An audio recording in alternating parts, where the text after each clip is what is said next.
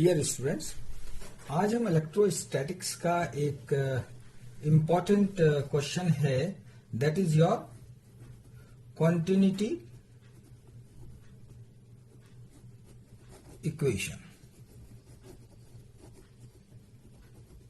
ये टॉपिक आज हम कवर करेंगे कॉन्टिन्यूटी इक्वेशन का। So what do you mean by the continuity of the equation? Continuity of the equations को आप क्या समझते हैं इससे, राइट? और ये होती क्या है, राइट?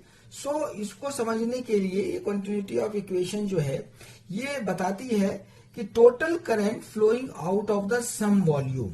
सपोज, राइट, ये हम एक मेटेलिक वायर ले लिया हमने, राइट? सो इसमें the total current flowing out, यानी कि इससे टोटल करंट जो बाहर की ओर निकल रही है, right, flowing out of the some volume must be equal to the rate of decrease of charge within the volume. So जो इसके अंदर है चार्ज, और करंट क्या है हमारी? करंट क्या होती है? करंट हमारी होती है फ्लो ऑफ चार्ज, राइट? तो जो चार्ज इसके अंदर है, राइट, और जो बाहर निकले, यानी in the form of current, तो कहता है the total current flowing out of the some volume, total current यानी total charge flowing out of the some volume equal to the rate of decrease of charges in within the volume. इस volume के अंदर जितने decrease होते हैं, rate of decrease of charges within the volume इसके अंदर होते हैं, right? This equation of continuity ये हमें दिखाती, ये बताती है हमें। और वी नो दैट, हम ये जानते हैं, the charge can not be created और डिस्ट्रॉयड। चार्ज जो है ना तो क्रिएट करे जा सकते हैं ना ही डिस्ट्रॉयड करे जा सकते हैं। तो इसको लिखते हैं total current flowing out of some volume must be equal to the rate of decrease of charge within the volume, right? So this is your equation of continuity, हमारी equation of continuity. So let us consider the charge density. Charge density rho, and which is the function of, किसका function है वो? Function of time का, function of time, ये time का function है हमारा, right? So I current I is equal to minus dq by dt, ये हमें फॉर्मूला पता है, हमें होता है। सो अब q का पता है, we know that q that is equal to volume integral rho dv, ये हमें पता है।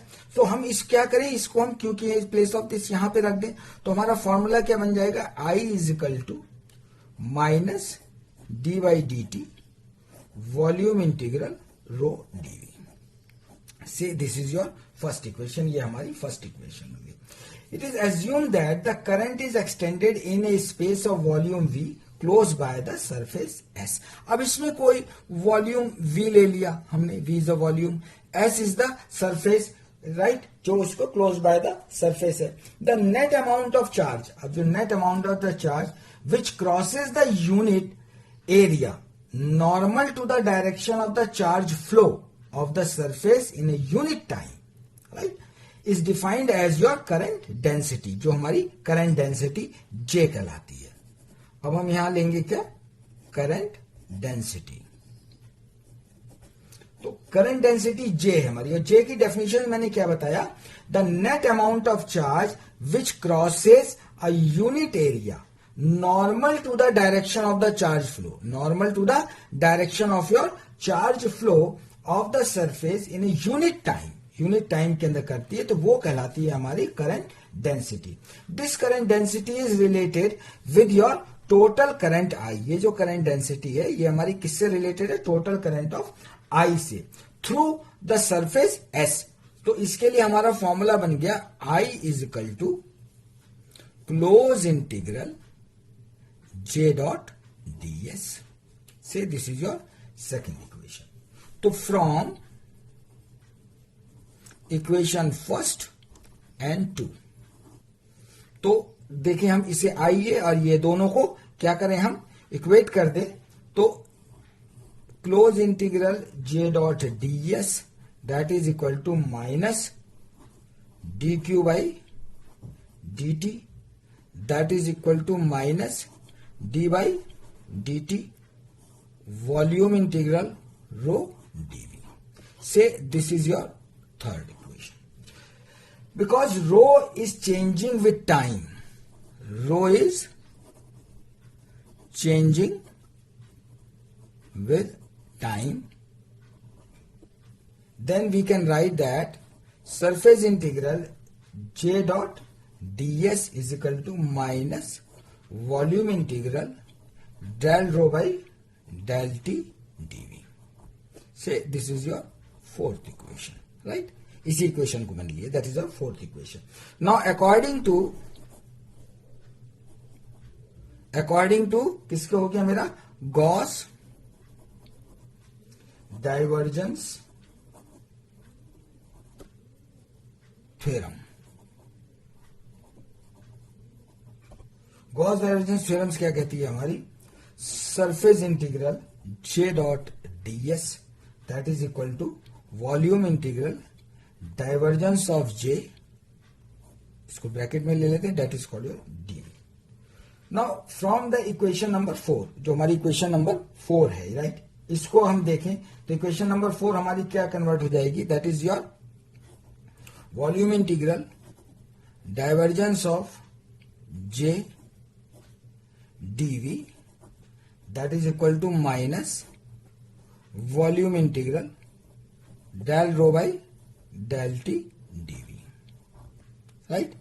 ये वाली टर्म तो हमारी ऐसी रही और ये चेंज हो गई. ये देखो इसकी इस प्लेस ऑफ दिस में मेरा ये आ गया गॉस डाइवर्जेंस थ्योरम जो मेरी होती है, इसके प्लेस में मैंने ये पुट कर दिया यहां पर.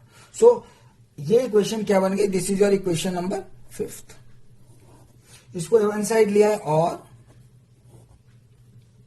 v divergence of J plus del rho by del t, पूरा एक कंप्लीट ब्रैकेट लगा दे, dv that is equal to 0, right. Since the volume is arbitrary, volume arbitrary है, राइट, देन अगर इसका वॉल्यूम आर्बिट्री ले लें हम इसके अंदर से, so divergence of J plus del rho by del t that is equal to 0, and this is your equation of continuity. ये हमारी इक्वेशन ऑफ कंटिन्यूटी कहलाई हमारी. और इसको हम जो that is equal to the 0 जो लिया है मैंने, इसको वो यहां मैं लिख देता हूं, इफ आर्बिट्री वॉल्यूम, यहां क्या करा, आर्बिट्री वॉल्यूम ले लिया मैंने, राइट, ठीक है. So that integrand equal to 0 not, right, जिसकी वजह से divergence of J plus del rho by del t is equal to 0. ये मेरी इक्वेशन ऑफ कंटिन्यूटी आ गई मेरी इसके अंदर से, right. So in case of stationary current, अगर स्टेशनरी करंट है तो charge density at any point within the region that gives you, क्या हो जाएगी हमारी वो इक्वेशन, क्या हमारी बन जाएगी, वो बन जाएगी आपकी del rho by d t यानी del t that is equal to 0. यानी it means divergence of J that is equal to 0 और del dot J that is equal to 0, right, which express that there is no net outward flux of current density, right. ये क्या बता रहा है, there is no net outward flux of the current density J. So this is your equation of the continuity, और ये complete question बन जाता है हमारा, राइट। ये एक शॉर्ट क्वेश्चन है, but that is question is very much important. So dear students, okay, thank you.